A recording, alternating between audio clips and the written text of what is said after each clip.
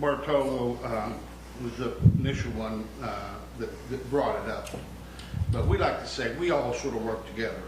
It's an interesting dynamic we got on the commission right now. One person will have an idea and someone will say, but what about this? And then everyone will modify it.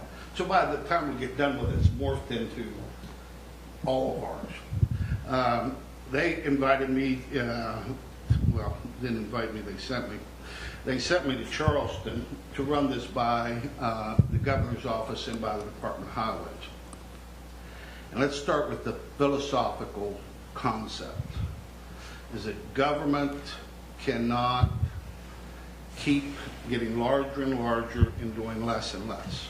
We've got to find a way to merge together to keep our administration and our government lower and provide more and more services with less and less money.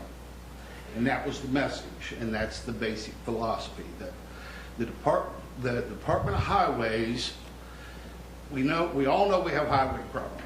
This year, especially bad for two primary reasons. Number one, we've been behind the 8 ball on the highways for a long time, and they have not been maintained up to the level they should. We had a horrible winter on top of all the big truck traffic. And a lot of people don't understand where potholes come from. Potholes come from a heavy truck going down the road. And you say, well, I see trucks go all the time, there's no potholes left behind. No. It's any kind of heavy load that creates a crack. A crack in the surface then causes the water gets underneath, freezes, pops a pothole. It's just that simple. So we said, okay, we've got to have a local solution, because we know there's not enough money to cover all the problems here in Morgantown. And it's not enough to just stand there and say, jump up and down and scream and holler, we want you to fix our roads, we want to fix your roads, when we know they don't have the money to do it. So we made this presentation and said, we want to partner with the state.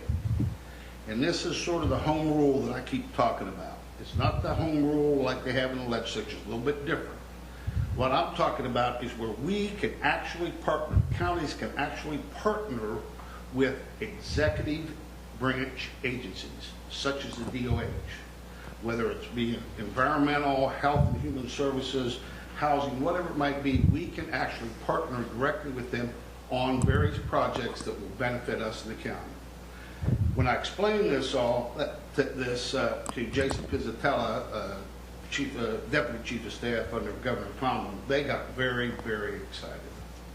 The very idea that a county will reach out and say, we're going to help you solve these larger problems, because we know what needs to be done, but we need your expertise. So that's the program. They said that they would match dollar for dollar. Now, we ran into some things like, whenever you try to do something quickly in the government, there's always someone saying, wait a second, oh, well, can you do that? No, I'm not sure. Okay, at this juncture, we've done it all.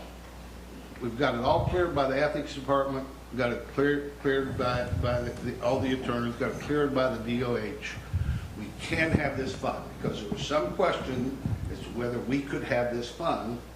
And of course, our basis for it, and it's probably the question in your mind, I know I presented to Taylor County, and we had Marion County commissioners down as well, was, well, how can we do this?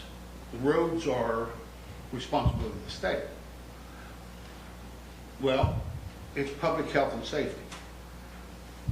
The potholes create a major public health and safety risk to anyone that drives on those roads. And it's that basis by which we can expend the tax dollars for this fund. And that's been vetted. And so now I stand here and say, we're all set, we're ready to go.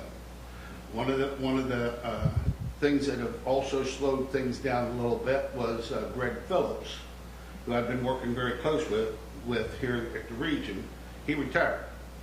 So they brought a new person in, and we didn't get the numbers quite fast enough. But anyway, all that's neither here nor there. We've now got all the road numbers. I gave them to Bill Austin. Bill Austin was able to get the local MPO numbers. So now we have a complete map, complete set of maps. We know exactly where the DOH is going to go and where they're not going to go. And that was the second part. The Ethics Commission said that we could not solicit people to contribute to this fund. We had to say, if you want to contribute to this fund, this is how you do it.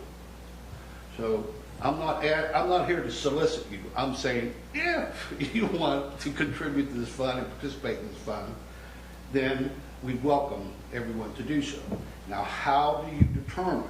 And I've talked with the development authorities, I've talked with WVU, I've talked with other agencies and groups. How do you determine whether you want to participate?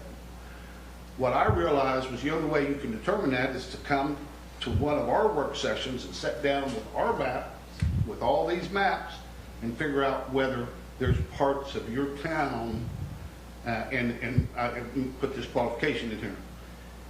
The fund the fund that is getting matching dollars can only be used on roads within the state highway system.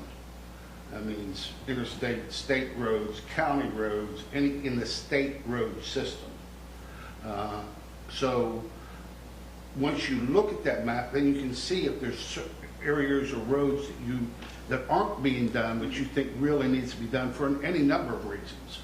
Because we're soliciting the input from the EMS people, the MECA 911 people, the deputy sheriffs, the school department, anyone else that we think that's on the roads a lot.